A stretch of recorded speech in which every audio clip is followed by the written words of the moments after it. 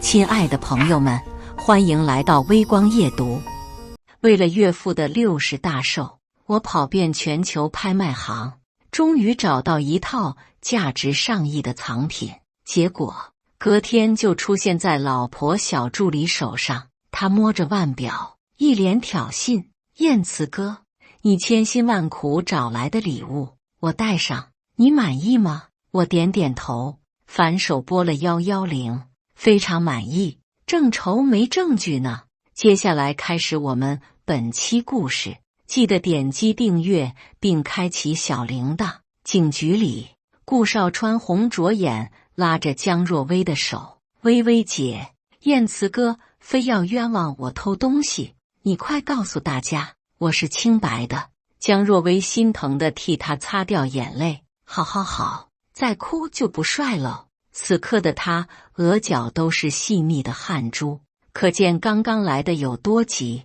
不同于对顾少川的温柔，他看向我时满眼愤怒：“你又在闹什么？表是我送的，少冤枉好人。”我忍不住反问：“请问表是你的吗？”他理直气壮地看着我：“我们夫妻一体，你的就是我的，我的东西，我想送给谁就送给谁，你管不着。”我被他的愚蠢气笑了：“你怎么知道不是用我的婚前财产？”他烦躁地打断我：“陆燕慈，不就是一个表，你有必要这么斤斤计较吗？多少钱？我转给你就是。”他掏出手机准备给我转账，却被顾少川拦住了：“算了，薇薇姐，我不要了。”话落，顾少川将表取下，小心翼翼地捧到我面前：“燕慈哥，如果你不介意我戴过的话，还给你。不过这款表不太适合哥哥，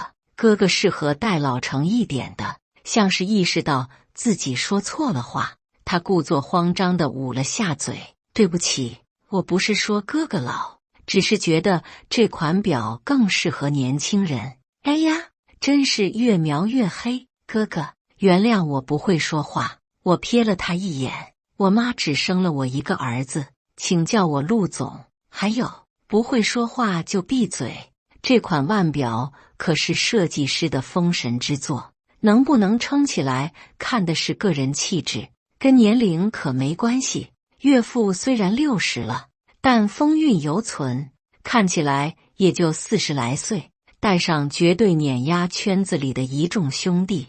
而顾少川戴上就像是偷穿大人西服的小屁孩，滑稽得很。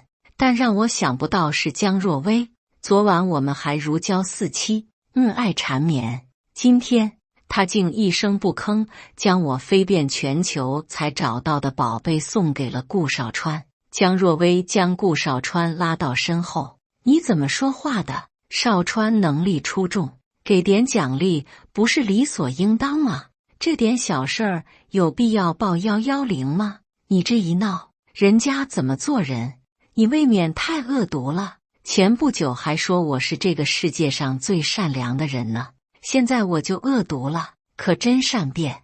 公司里这般能力出众人大几百人呢，是不是每人都有这样的奖励？”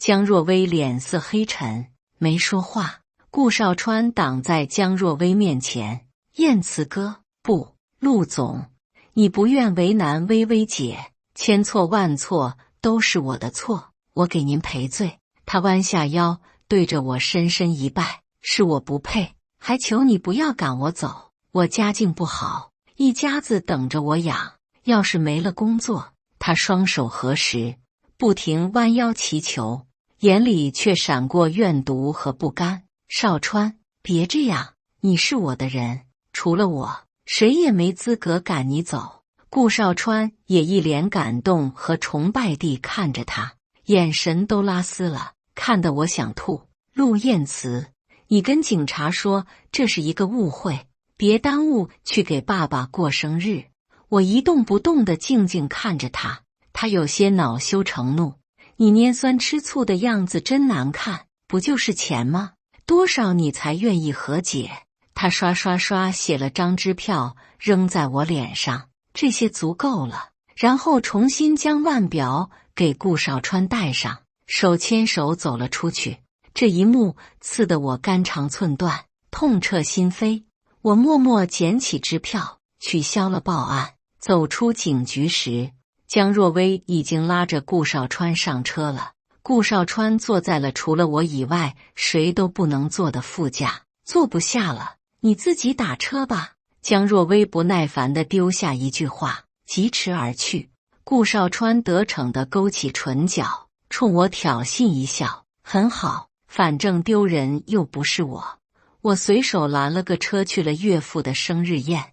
2辆车先后停下，门卫非常有眼色地拉开车门，走出来的却是顾少川。他惊愕了一瞬，立马对着我弯腰致歉：“先生，对不起，我以为那是您。”我勾唇：“没关系，他马上就是你们家小姐的新老公了。”听到我这么说，宾客们闻声看过来，顾少川立马红了眼：“薇薇姐，是我不配，我不该坐副驾，更不该来这里，我立马就走。”江若薇将他拉进怀里：“这是我家，我想让谁来就让谁来。”说完还故意瞪了我一眼，强压下心口的疼痛，但还是没控制住鼻子一酸。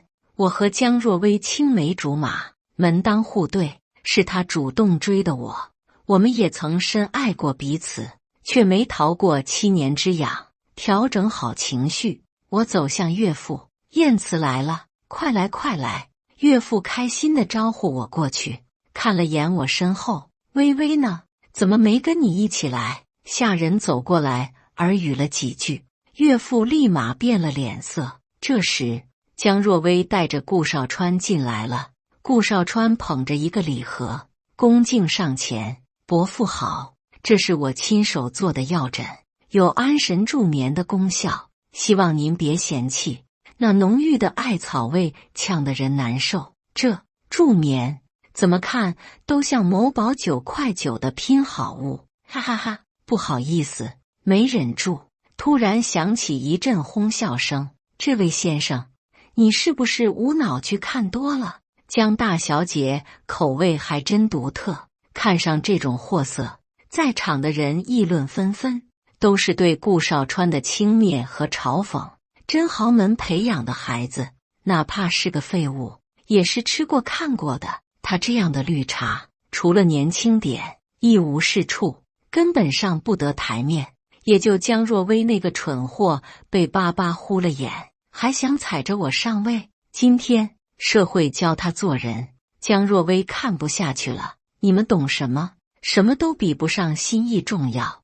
大家一言难尽地看着他。这位也是蠢得出类拔萃了。爸，你就别为难人家了，快收下。我能感受到岳父的不悦，但碍于这么多人在场，留了体面。顾少川见礼物被收了，还拿到了红包，挑衅地看着我：“陆总，你给伯父准备了什么礼物？还是说你压根没准备？”看着他那拙劣的茶技，本不想理他，但他上赶着找骂，我得成全。不顾江若薇的阻拦，我将事情全盘托出：“爸，看看我为您准备的礼物，我找了1年，全球只此一款。”看到图片的瞬间，岳父的眼睛都亮了，质地和款式都是上乘。咱燕慈不愧是豪门培养出来的继承人，品味和眼光无敌了。岳父由衷的赞赏让我宽心了不少。我故作失落地放下手机，可惜东西被若薇悄悄送人了。江若薇突然跳出来：“陆燕慈，你有完没完？我不是已经付了钱给你，你还？你厉害什么？你偷拿别人东西还有理了？说东西给谁了？”岳父厉声呵斥。江若薇缩着脖子不说话了，顺着我的视线看去，落在顾少川身上。我点点头。若薇说他表现不错，给的奖励，不过他给我开了上亿的支票。江总出手可真大方，一个助理得有多大贡献，值这么大奖励呀？众人议论纷纷，脸上都是戏谑和意味深长。岳父气得直接贴脸开大：“你疯了？请问他为公司带来了多少盈利？你以为江氏的钱是大风刮来了？脑子呢？”我红着眼，哽咽出声。他带着在我面前炫耀，我才知道丢了。可我没想到，若薇竟说我没事找事，故意为难他。可这是我花了1年时间飞遍全球为爸爸找到的宝贝，在我毫不知情的情况下就被送给了一个小助理。我不该报公安吗？他当着全警局的面奚落我，搞得我才是那个破坏他家庭的小三一样。岳父脸黑成了锅底，蠢货，带着他立马给我消失！爸，滚！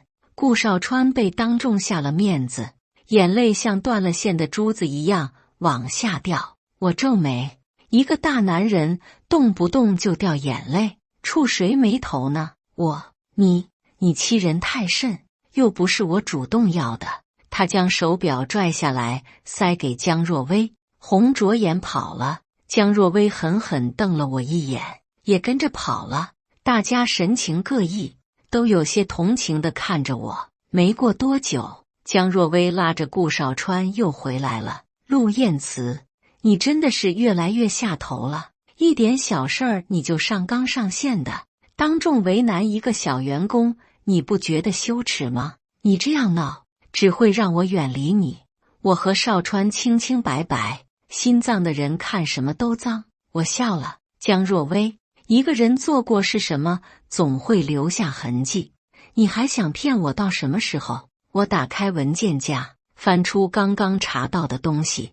照片中江若薇和顾少川各种花式拥吻，有北海道看雪，有挪威看极光。看着这些，江若薇惊呆了。你调查我？是啊，我还得谢谢你的小助理，如果不是他肆无忌惮地挑衅我，我也不会去查。查了之后，我才发现你有多恶心。我看向得逞的顾少川，恭喜你，喜提渣女一枚。陆燕慈，你什么意思？江若薇疑惑地看着我，我平静地看着他，一字一顿，字面意思，咱们到此为止，离婚。江叔叔，生日快乐！我先走了。江福想说什么，但张嘴终究没说出口。顾少川拦住了我。陆总，你误会薇薇姐了，我得了癌。薇薇姐可怜我年纪轻轻，还没谈过恋爱，陪我走了一程，让我的生命更完整。在我眼里，她就是一个会护着我的大姐姐。你放心，以后我一定离她远远的。我们之间真的没什么的，还请你不要因为这点小事为难她。不等她再逼逼赖赖，我一耳光抽在她脸上。本不想搭理你，你却上蹿下跳的找打。得了癌，那些照片是2年前的，你怎么还没死？哪个好人跟自家姐姐接吻？就你那些上不得台面的手段，我都不屑多看一眼。但如果你再敢在我眼前蹦跶，我就让你见见我的手段。顾少川捂着脸，一声不吭，眼泪要掉不掉。我忍不住嗤笑出声。你还真是表演型人格，深入骨髓了。陆燕慈，你干嘛打人？真是越来越过分了。鸡毛蒜皮的小事当众闹离婚，你不觉得丢人吗？江若薇嫌恶地看着我，没有半分做错事的心虚和愧疚，一股怒火直冲头顶。江若薇，我本想给你留些体面，你却给脸不要脸。婚内出轨，以出差为由，屡次带着姘头满世界飞，不丢人。在公司里，他狗仗人势，欺负比他优秀的员工，你却瞎了眼的任他胡闹，把公司搞得乌烟瘴气，不丢人。你多次维护他，打我的脸，不丢人。面对我的质问，他吞吞吐吐，还不是你欺人太甚，我才想给你个教训。我气笑了。你是谁？凭什么教训我？我是出轨了，还是和别的女人不清不楚，还是败你江家的财了？你纵容别的男人骑在我头上，你有什么资格做我老婆？我离婚成全你，你该感恩戴德了。说完，我转身就要走。燕慈，我们好好谈谈。他拉住我的胳膊，我转身抽了他一耳光，放手。一旁的顾少川不干了，他将江若薇拉在身后，恶狠狠瞪着我：你算什么东西，敢打他？我二话不说，又给了他几巴掌。找打，成全你，一个见不得光的东西，你就应该藏着，再敢出来挑事，我会让你知道什么叫生不如死。离开时，江若薇仍不死心，两家联姻，一旦离婚，损失重大，陆家绝不会允许你胡闹。胡闹！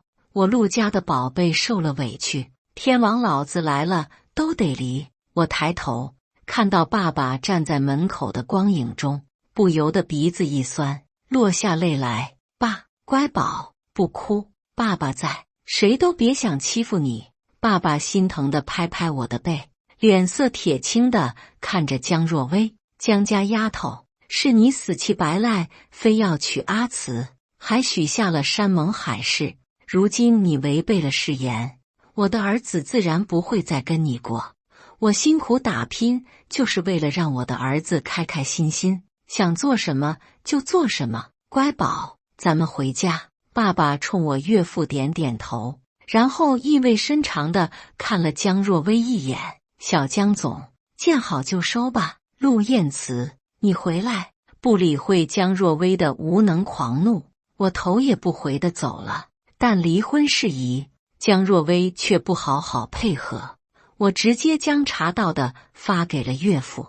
江若薇和顾少川在一起已经2年了，顾少川来实习没多久，俩人就搞在一起了，给买房买车，各种高消费，好好的生日宴在闹剧中结束了。岳父气得要死，直接将收到的一大叠子照片摔在江若薇脸上：你脑子被驴踢了，一个豪门独子，一个祖宗18代都在土里刨食的凤凰男，你是瞎了还是聋了？为了这样的赔钱货，跟自己相恋多年的青梅竹马闹翻，竟然连孩子都有了，你真是出息啊！真是把江家的面子里子都丢光了。爸，我知道错了，你快帮我想想办法，我不想离婚。江若薇祈求地抓着江父的手，却被一把甩开。早干嘛去了？晚了，爸，圈子里的人谁不找？我只是犯了大家都会犯的错误，他非得揪着不放呢。江父狠狠甩了江若薇一耳光。那如果燕慈和别的女人在一起2年，还生了个私生子，你会怎么做？江若薇脱口而出：我一定会弄死那对狗男女。岳父嘲讽一笑：所以你该庆幸，看在多年的情分上，人家没弄死你们这对狗男女。江若薇一噎：爸，我真的不想离婚，你帮帮我。顾少川不要名分，不会影响陆燕慈的地位，我们就是你情我愿，玩玩而已。陆母皱眉，眼底都是失望。玩？论家境实力，人家哪样也不比你差，凭什么受这种侮辱？自作孽不可活，你好自为之吧。江若薇一直躲着不愿见我的律师，我直接将他告了。没办法，他答应谈，但条件是只和我谈。此刻我却被顾少川拦住了。薇薇姐不在办公室，还请等一下。我连个眼神都没给他，饶过他拿钥匙开门。你不能进去，他要来拉我，被我推开了。我好心提醒他，只要没离，我就是江若薇的老公，而你牛马打工人。再说了，就算离了，江氏女婿也不会是你。你胡说，你还不知道吧？我不耐烦地摇了摇头，想富平子贵啊！你知道有多少像你这样的人抢着爬床吗？豪门最看重门当户对，利益交换，你要什么没什么，拿什么换？偷偷告诉你，我岳父已经开始为你的薇薇姐物色新老公了。顾少川的脸色一阵青一阵白，气得直哆嗦。不可能，一定是你在挑拨离间，拉扯间。江若薇回来了，干什么？顾少川委屈巴巴看着江若薇，我都说了你不在，他非要硬闯，万一看到商业机密，对江氏不利。江若薇变了脸色，将顾少川拉开。记住了，我们夫妻一体，没有什么不能看的，他想干嘛就干嘛。我挑眉对着顾少川无辜的耸耸肩，他气得脸都白了。可是这里没你的事，你出去吧。江若薇不耐烦地打断，然后啪的一声将顾少川关在门外。他红着眼拉着我的手祈求道：阿慈，我知道错了，再给我一次机会好不好？是我一时鬼迷心窍，我会和他断得干干净净。我嫌恶地甩开他，环视一周，都怀孕了，怎么断干净？还有这些布置，可能以前对他太过信任，我竟不知道庄严偌大的办公室搞得乌烟瘴气，鬼使神差的。我打开了休息室的门，江若薇想要阻拦，却晚了一步。装修与其说是休息室，不如说是新房。床铺皱皱巴巴，乱成一团，地上扔着一条被撕烂的情趣内衣，房间里还有未散尽的不可描述的味道。我屏住呼吸，拉开衣柜，一排排女士里衣，要么是透明的，要么布料少得可怜。我嘲讽地看着江若薇，在我面前装得多清纯，没想到玩得挺花呀。她心虚的眼神闪躲，不敢看我，被那种味道恶心的想吐。我捂着鼻子走了出来，顾少川也推门冲了进来。谁让你进来的？江若薇烦躁地冲他吼道。顾少川也不嘤了，直接回怼：那是我的屋子，我凭什么不能进来？傻子也看出来我们做了什么，你不是早就厌弃他了吗？说他的触感没我好，说他在床上无趣的很，那赶紧离呀，离了我们就能光明正大在一起了。江若薇慌乱地看了我一眼，捂住了顾少川的嘴，再胡说八道，我现在就开了你，我是不会离婚的。顾少川挣扎着扯开他，所以你一直在骗我，不是你自己说不要名分的吗？现在又闹哪样？懒得看他们狗咬狗。我将离婚协议递过去，不好意思，打断一下，麻烦先把正事办了。江若薇红着眼，艰难开口：阿慈，你真的不要我了吗？我眼皮都没抬，是你先不要的，签了吧，别让两家闹得太难看。临走前，我冲顾少川微微一笑，多亏你让我发现他的真面目。江先生的位置空出来了，你加油哦。我脚步轻快走出办公室，还好心帮他们关上了门。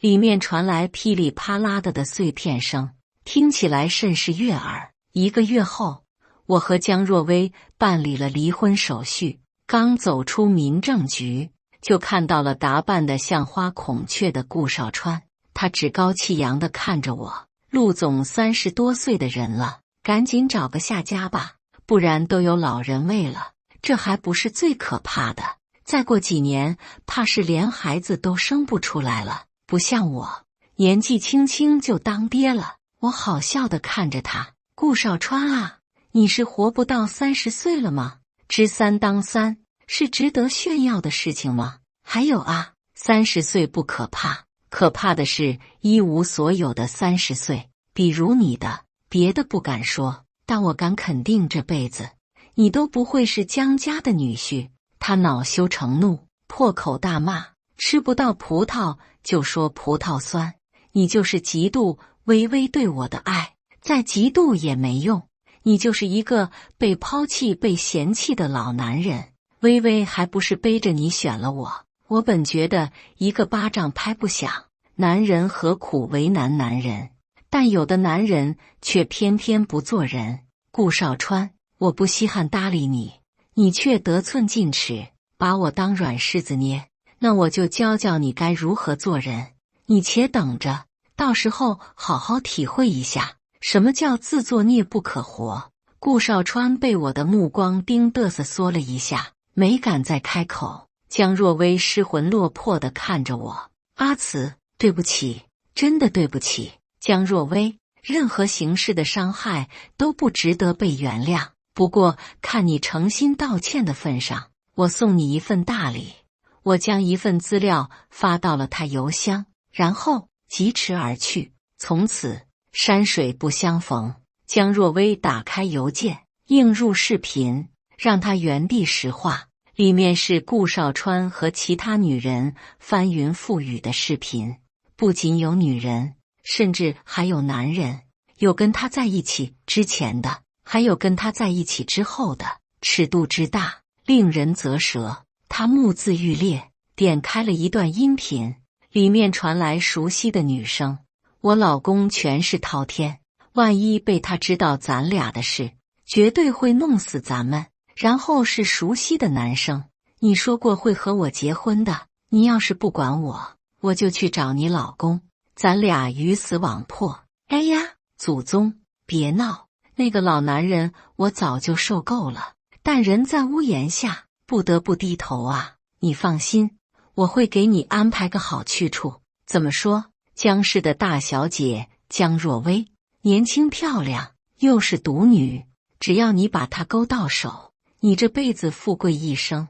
我做局帮你把她约出来，到时候酒里加点料，生米煮成熟饭。后面的话江若薇已经听不下去了，握着手机的手指尖泛白。她冷冷看向顾少川：你有没有什么事情瞒着我？顾少川心虚地摇摇头：薇薇，我对你的爱天地可见，你可不要听陆燕慈挑拨离间，她自己不幸福，就想毁了我们的幸福，是吗？你看看这是什么？江若薇将手机扔给他，看到画面后，他脸色惨白，这一定是呀合成的，故意冤枉我。薇薇，你相信我。好，那我们就去检测一下真伪。江若薇不为所动，死死盯着他。如果是冤枉了你，我就让你做江氏女婿。顾少川还想找别的理由，但江若薇没给他机会。检测结果出来后，顾少川还想狡辩，江若薇半分不信，怒火烧红了眼，一巴掌狠狠甩在他脸上。江敢算计我，害得我夫妻反目，我定不会放过你和那个老女人。顾少川也不装了，你也不是什么好东西，苍蝇不叮无缝的蛋，一个巴掌也拍不响。背叛就是背叛，何必又当又立？我是给你下了药，但我也不是天天要你吧，还不是你主动缠着我不放的，自己爽完了，现在又不想认账了。我呸！当婊子还想立牌坊，被人拆穿后，江若薇恼羞成怒，对顾少川拳打脚踢。你接近我不就是为了过好日子，为了骗钱？我会让你穷困潦倒，永坠泥潭。后来江若薇将顾少川从别墅里赶了出去，还亲自找到算计他那个女人的老公，然后将邮件转发给他，并且派人找到了视频中其他人的老婆、老公，纷纷转发给了他们。原来顾少川是一个惯犯，爱慕虚荣，天天幻想不劳而获，攀上豪门，刚上大学就开始猎金，游走于多个有钱人之间。这下彻底翻车了，办理论文延期的他直接被学校开除了，那些被出轨的家人们也不放过他。一时间他成了人人喊打的过街老鼠，除了一身伤，一无所有。离婚后的我被爸妈养得很好，我也完全接手了家里的企业，爸爸妈妈辛苦一辈子，也该让他们享享清福了。期间知道真相的江若薇来我家找我，被我赶出去了。不死心的他又去公司堵我，也被我赶走了。江若薇一次不忠，百次不用，脏了的女人我不会要。你知道我的脾气，我们之间再无可能。他风雨无阻，连续求了我半个月，哪怕是他晕倒在大雨中，我都未看他一眼。他明白我们是真的再也回不去了。之后没再继续纠缠。在听到江若薇的消息，是在1个月后，他和圈子里的一位二婚男订婚了。订婚宴上，一身狼狈的顾少川来闹：薇薇，你曾经答应要和我结婚的，你不能跟他结婚，你忘了我们曾经有多甜蜜吗？我们一起打卡情侣之间的100件事，我们有那么多美好的回忆，你怎么能娶别人？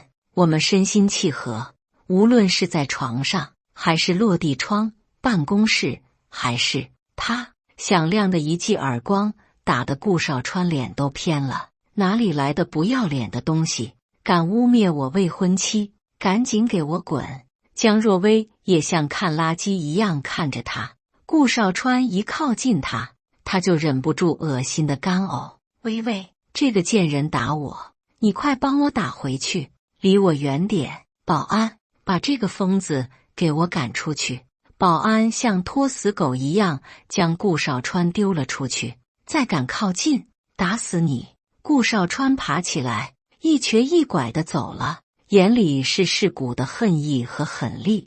订婚宴结束后，江若薇和未婚夫手牵手走出来，正要上车时，被突然冲出来的车辆撞翻了。幸好有别的车辆及时冲上来制止，不然这俩人一定会被碾成肉饼。被捕时，顾少川疯狂大笑：江若薇，我不好过，你也别想好过，你们这群狗男人没一个好东西，明明是你情我愿，却让我一个人背锅，全都欺负我一个，都去死吧！最后，顾少川因故意杀人被抓了，这辈子肯定是出不来了。江若薇未婚夫被吓到磕到脑袋，脑震荡住院治疗，清醒后提出取消婚约。江若薇直接被撞断了双腿，医生说手术后不能完好如初，一条腿会有些跛。